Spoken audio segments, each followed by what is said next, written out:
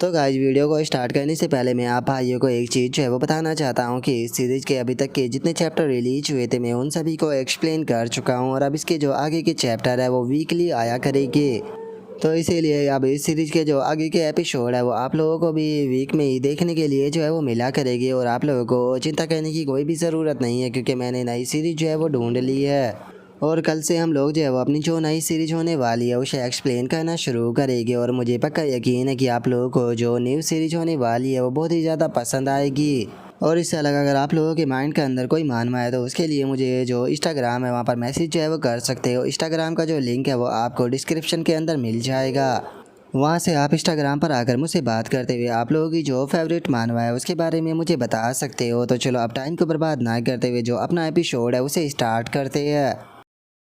तो जैसा कि हमने लास्ट एपिसोड के अंदर देखा था, डेवोरिंग गॉड के बेटे की बात को सुनने के बाद में जो ली चैन होता है वो काफ़ी ज़्यादा हैरान हो जाता है। हैरान होते हुए बोलता है कि क्या तुम मेरे फादर को एब्जॉर्ब करना चाहते हो। जो सुनकर डेवोरिंग गॉड का जो बेटा होता है वो मुस्कुराते हुए उससे बोलता है कि हाँ बिल्कुल, बस मैं उम्मीद करता हूँ कि जैसा तुमने अपने फादर के बारे में बताया वो सच में वैसा ही एक ट्रू एक्सपर्ट निकले, नहीं तो मैं बहुत ज़्यादा डिसअपॉइंट होऊंगा। और अब उसके इतना बोलते ही हमारा व्यू ली टियान के ऊपर आ जाता है जो कि जियावी से बोलता है कि तुमने पिछली बार जो sky printing God of selector technique थी उसका फोर्सफुली इस्तेमाल जो है वो किया था। और उसी के साथ में जो डिंगजी था उसने तुम्हें हील करने के लिए अपनी जो ट्रू क्यूआई थी वो तुम्हारी बॉडी के अंदर डाली थी और उस टेक्निक को परफॉर्म करने के कारण वो ट्रू क्यूआई जो है वो तुम्हारी बॉडी के अंदर पूरी तरह से मर्ज हो चुकी है, जो कि इस टाइम पर तुम्हारी बॉडी के अंदर बहुत ही स्पीड के साथ में घूम रही है। पहले तो मैंने सोचा था कि मैं तुम्हें ये टेक्निक जो है उस टाइम पर सिखाऊंगा जिस टाइम पर तुम्हारी फाउंडेशन जो है वो स्टेबलाइज हो जाएगी, लेकिन अब मुझे ऐसा लगता है कि तुम्हें ये टेक्निक सिखाने का सही टाइम जो है वो आ चुका है, तो इसीलिए अब मैं तुम्हें ये टेक्निक सिखाने वाला हूँ। और अब इतना बोलते के साथ ही लीडियान जो होता है वो उस टेक्निक को जो जियावी होता है उसके फोरहेड के अंदर डाल देता है और उसके बाद में जियावी को बताता है कि ये टेक्निक जो है जो मैं तुम्हें सिखाने वाला हूँ उसे 9 प्रिमोर्डियल टेक्निक कहा जाता है। और तुम्हें मैं बता दूँ कि मैं भी इसी टेक्निक को कल्टीवेट करता हूँ। ये तुम्हें जो क्यूआई है उसे गाइड करने में तुम्हारी मदद करेगी ताकि तुम जो प्रिमोर्डियल क्यूआई है उसे खुद की ट्रू क्यूआई एनर्जी के अंदर बदल कर उसे अपनी एनर्जी जो है वो बना सको। जो सुनते के साथ ही जो जियावी होता है वो भी ऐसा ही करता रहता है और जो लीडियान होता है वो जियावी से बोलता है कि अपनी आंखों को बंद कर जो अपना शी ऑफ क्यूआई है उसे महसूस करने की कोशिश करो।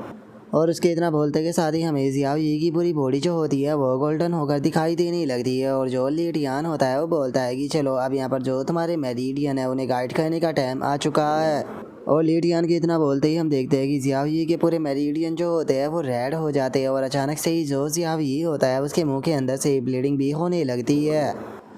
और तभी जो लीडियान होता है वो जियावी को अपने हाथों से इशारा करते हुए बोलता है कि तुम्हें यहाँ पर जो ट्रिक्यूआई है उसे सेकंड रोटेशन की स्पीड से घुमाना होगा और अपनी जो बॉडी है उसे एज ए फाइनेस की तरह इस्तेमाल करना होगा। और इतना बोलते ही लीडियान वहाँ पर एक फॉर्मेशन को बना देता है और उस फॉर्मेशन की जो पावर होती है वो जियावी की बॉडी के अंदर डालना शुरू कर देता है। और उसी के साथ में जो लीडियान होता है वो फॉर्मेशन को जियावी के फोरहेड के ऊपर भी लगा देता है। और उस फॉर्मेशन को लगाने के बाद में जो जियावी होता है वो बोलता है कि अब थर्ड स्टेप की बारी जो है वो आ चुकी है जिसमें कि तुम्हारी जो प्रिमोर्डियल एनर्जी है उसे सप्रेस जो है वो करना होगा। और अब लीडियन के इतना बोलते के साथ ही अचानक से बहुत ज़्यादा एनर्जी जो होती है वो जियावी की बॉडी के अंदर से निकलने लगती है। और अब हम देखते हैं कि जो जियावी होता है वो अपनी ट्रू क्यूआई एनर्जी जो होती है उसे अब काफ़ी अच्छे से कंट्रोल जो है वो कर पा रहा होता है, जिसे देखते के साथ ही अब जियावी भी काफ़ी ज़्यादा खुश हो जाता है और खुश होते हुए लीडियान से बोलता है कि फादर अब मैं बहुत ही बेहतर फील कर रहा हूँ।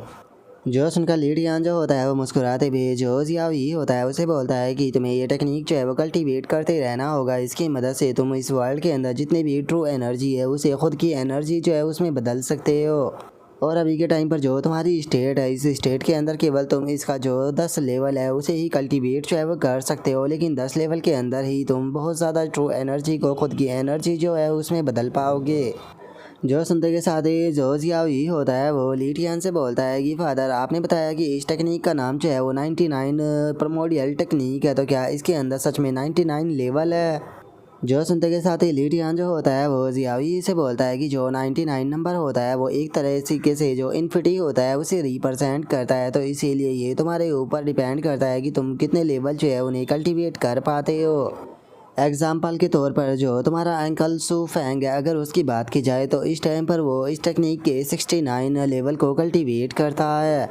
जो सुनते के साथ ही जियाओ ये भी काफ़ी ज़्यादा हैरान हो जाता है। हैरान होते हुए बोलता है कि अंकल शू फैंग तो सच में काफ़ी ज़्यादा पावरफुल है और अंकल मिंगियो के बारे में क्या क्या वे भी इसी टेक्निक को कल्टीवेट करते हैं। और जियाओ ये की इस बात को सुनकर ली टियान जो होता है वो जियाओ ये को मना करते हुए उससे बोलता है कि नहीं, वो इस टेक्निक को कल्टीवेट जो है वो नहीं करता। और अब ली टियान के इतना बोलते के साथ ही जो मिंगियो होता है वो बहुत ही फनी तरीके से सू फैंग की तरफ देखते हुए उससे बोलता है कि अच्छा, तो तुम भी जो 99 प्रोमोडियल टेक्निक है उसे कल्टीवेट करते हो और इस टाइम पर तुम 69th लेवल पर पहुंच चुके हो, तो मैं जानना चाहता हूँ कि तुम में और वो चैन में कौन ज़्यादा पावरफुल है। जो सुनते के साथ ही शू फैंग जो होता है वो उसे बोलता है कि इस चीज़ से कोई फ़र्क नहीं पड़ता कि हम दोनों में कौन ज़्यादा पावरफुल है, हम में से कोई भी होल मास्टर से ज़्यादा पावरफुल नहीं है। जो सुनते के साथ ही मिंग्यू फनी सा फेस बनाते हुए बोलता है कि क्या मैंने जो सवाल पूछा था तो उसका सीधा सीधा जवाब नहीं दे सकते थे। और इतना बोलकर अब जो मिंग्यू होता है वो जियाओ यी की तरफ देखने लगता है और जियाओ यी की तरफ देखते हुए बोलता है कि लेकिन उसके बाद भी ये कहना गलत नहीं होगा कि सच में जियाओ यी का टैलेंट जो है वो बहुत ज़्यादा अमेजिंग है, क्योंकि वो इतने कम टाइम में ही 3rd लेवल पर पहुंच चुका है।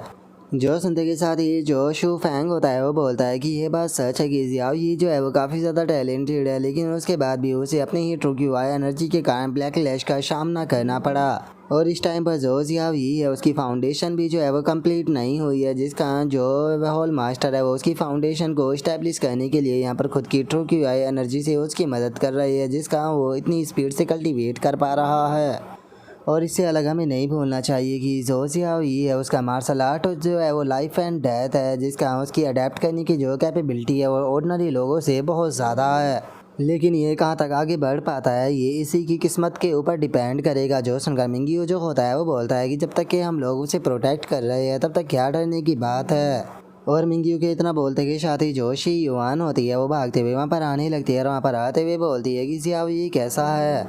और शी युआन के इतना बोलते के साथ ही जो ली टियान होता है वो जियाओ यी के साथ में बाहर आ जाता है और बाहर आते हुए बोलता है कि चिंता मत करो, अब वो पूरी तरह से ठीक है। जो सुनते के साथ ही अब जो शी युआन होती है वो भी भागते हुए जो जियाओ यी होता है उसके पास में आ जाती है और उसके पास में आते हुए बोलती है कि जियाओ यी बताओ मुझे, तुम ठीक तो हो ना।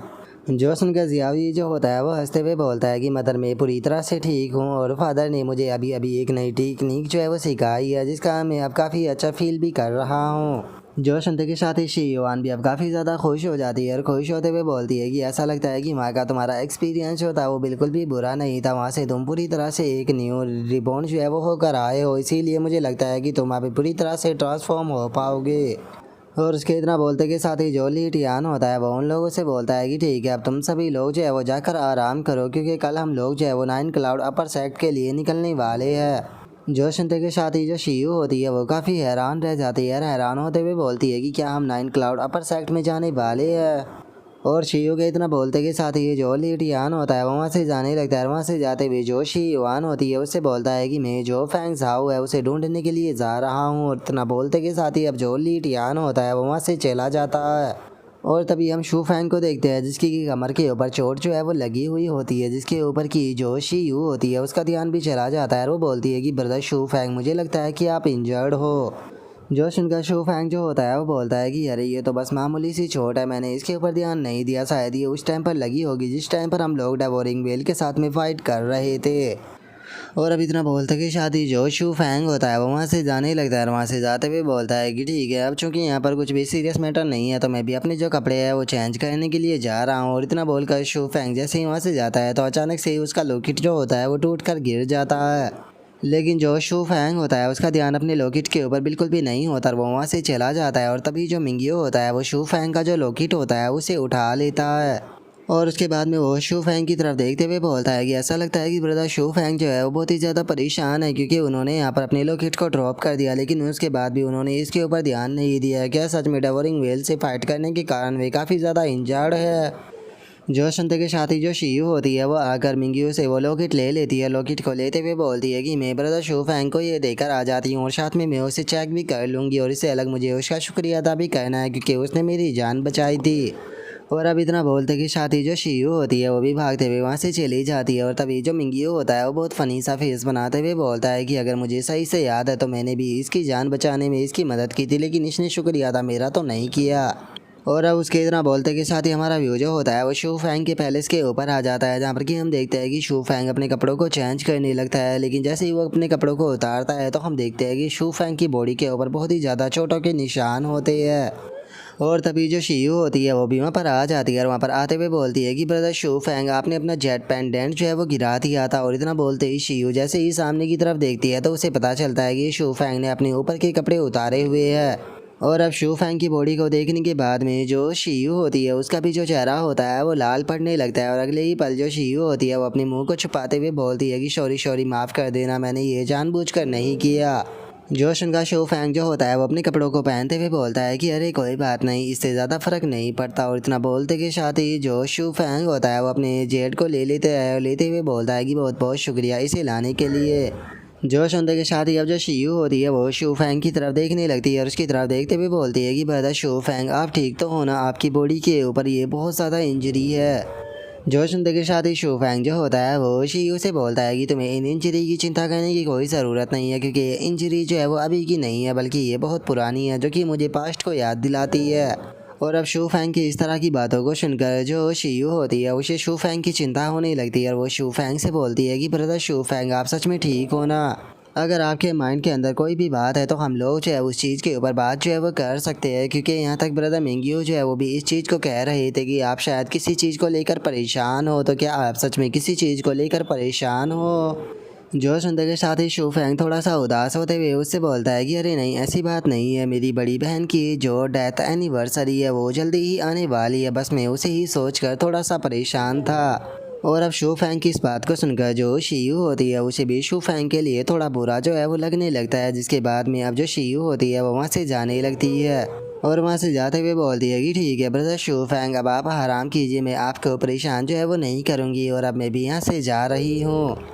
और इतना बोलते ही जो शीयू होती है वो अचानक से रुक जाती है और रुकते हुए जो शू फैंग होता है उसे बोलती है कि ब्रदर शू फैंग, मैं एक और चीज़ पूछना चाहती हूँ। मुझे ऐसा लगता है कि कुछ दिनों पहले मैं बेहोश हो गई थी और कोई मुझे उठाकर ले गया था, तो क्या उस टाइम पर आपने ही मेरी जान बचाई थी? और अब उसकी इस बात को सुनते के साथ ही शू फैंग जो होता है वो मुस्कुराते हुए उसे हाँ बोल देता है। जो सुनकर जो शीयू होती है वो बोलती है कि ओ, मुझे लगा ही था, शुरू में मुझे लगा कि शायद वो सपना है, लेकिन वो कोई सपना नहीं था। जो सुनते के साथ ही जो शू फैंग होता है वो मुस्कुराते हुए शीयू से बोलता है कि जो यंग मास्टर थे उन्होंने मुझे सीक्रेटली रहकर तुम्हें प्रोटेक्ट करने के लिए बोला था, क्योंकि उन्हें लगता था कि शायद कोई तुम्हें किडनैप करने की कोशिश करेगा। और अब शू फैंग की इस बात को सुनते के साथ ही जो शीयू होती है वो भी वहाँ से जाने लगती है और वहाँ से जाते हुए बोलती है कि ठीक है ब्रदर शू फैंग, मुझे उस दिन बचाने के लिए आपका बहुत बहुत शुक्रिया। और अब शीयू के इतना बोलते के साथ ही हमारा आज का एपिसोड जो होता है वो यहीं पर ही कंप्लीट हो जाता है। तो नेक्स्ट एपिसोड के अंदर देखिए कि आगे क्या होता है। अगर आप लोगों को वीडियो अच्छी लगी हो तो लाइक करना, चैनल को सब्सक्राइब करना। मैं मिलता हूँ नेक्स्ट एपिसोड के अंदर, तब तक के लिए बाय बाय गाइस।